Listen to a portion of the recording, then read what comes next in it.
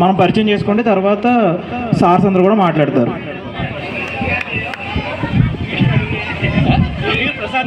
First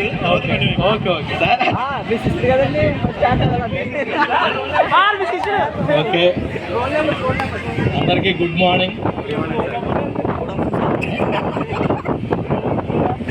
ఇక్కడ 2003 to 2007 batch, అదొక స్వర్ణ batch. ఇది ఒక గోల్డెన్ బ్యాచ్. ఈ పాఠశాల చరిత్రే తిరగరాసింది.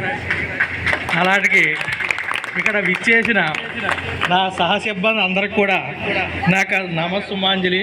అలాగే ఇక్కడ విచ్చేసిన మీ విద్యార్థులందరూ కూడా నా దీవెనలు. ఇది నిజంగా చెప్పాలంటే ఈ బ్యాచ్ చాలా హైలైట్ బ్యాచ్ అన్నమాట. అందరూ కూడా ఇంచుమించు సాఫ్ట్వేర్ చేసే ఉంటారు, ఇంచుమించు ఒక 80% దాకానే. మిగతా 20% కొంచెం ఆర్థిక పరిస్థితి అలా వల్ల డ్రాప్ అవుతారు. ఇక్కడ ఈ స్కూలు 1996లో నేను ఇక్కడికి వచ్చాను. అక్కడికి ఈ స్కూల్ పేరు ఏంటనుకుంటున్నారో దుంపలబడి. మీకు తెలిసే ఉంటుంది దుంపలబడి, బాబీ సార్ కూడా తెలుసు. అలాంటి స్కూల్ని ఇక్కడ స్వర్ణబడి చేసాం. అంటే కేవలం విద్యార్థులు ఇలాంటి మేము ఇంచుమించు విసి గారు, రామకృష్ణ గారు, Bobby sir, mayor sir, Venu sir, అందరం. వరలక్ష్మి మేడ గారు పాపం వాడు కొంచెం అనారోగ్య పరిస్థితులు రాలేకపోయారట.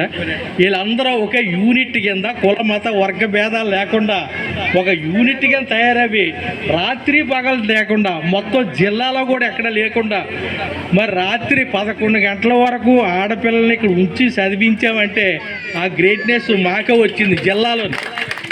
దానికి బాబుగా నాకు ఉత్తమ ప్రధాన ఉపాధ్యాయుడు బహుమతి కూడా వచ్చింది. అంటే ప్రధాన ఉపాధ్యాయుల్లో బహుమతి వచ్చింది, అంటే జిల్లాలో. అలాంటి ఇంచుమించు ఎక్కువ 500 ఎక్కువ చేసిన వాళ్ళు ఉన్నారు ఇందులోని. చాలామంది ప్రసాద్ అనక, ఇంకా కిరణ్ అనక, గుర్తులేదు కానీ పేర్లు. ఇలాంటి చాలా మంచి బ్యాచ్ ఉంది. రాత్రులు కూడా మేము వస్తే వాళ్ళు మిగతా వాళ్ళని వీళ్ళు చదివించేవారు. ఇక్కడ కిందకి ఆ పాత బిల్డింగ్ ఉంటే కింద అంతా గచ్చుతో చేసి ఉంటే అక్కడ రాసి మరీ చెప్పేవారు. మీకు తెలిసి ఉంటుంది కొంతమంది వెనకబడిన స్టూడెంట్స్.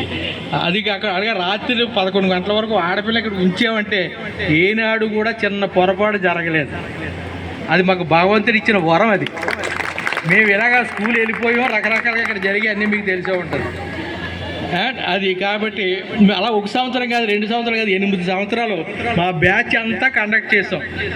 పొద్దుడు 10 గంటలు 9 గంటలకు వచ్చేవారు. రాత్రి ఇంటికి వెళ్ళినప్పుడు 11 అయింది. మీకు రాత్రి ఇక్కడే టిఫిన్లు అన్నీ టీ ఇచ్చేవాళ్ళం. దానికి సహకారం ఎవరంటే ఇక్కడ మాజీ సర్పంచ్ గారు, ఆయన ఎవరు రామచంద్రరావు గారు పాపం కొంచెం ఆర్థిక సహాయం చేస్తే కొంతేమో మేము పిల్లలేమో పాలు తెచ్చుకునేవారు. ఆ అరేంజ్మెంట్ అంతా మా ఇంటికాడ చేస్తాం. అలా 1 సంవత్సరం 8 సంవత్సరాలు చేసాం. అప్పుడు డిజిఓ గారు పార్వతి గారు విజిట్ చేశారు, ఈవైయు గారు ధర్మరాజు గారు విజిట్ చేశారు. ఇక్కడ ఎంయూ గారు సుబ్రాజ్ గారు ఆయన డైలీ టచ్లో ఉండేవారు. ఎంతమంది కోఆపరేటివ్తో ఈ స్కూల్ ఈ స్థాయికి వచ్చింది. తర్వాత మరి అంతే ఎక్కువసేపు నేను చెప్తే నేను తర్వాత మాట్లాడతాను. చెప్పండి సార్. ఇంకా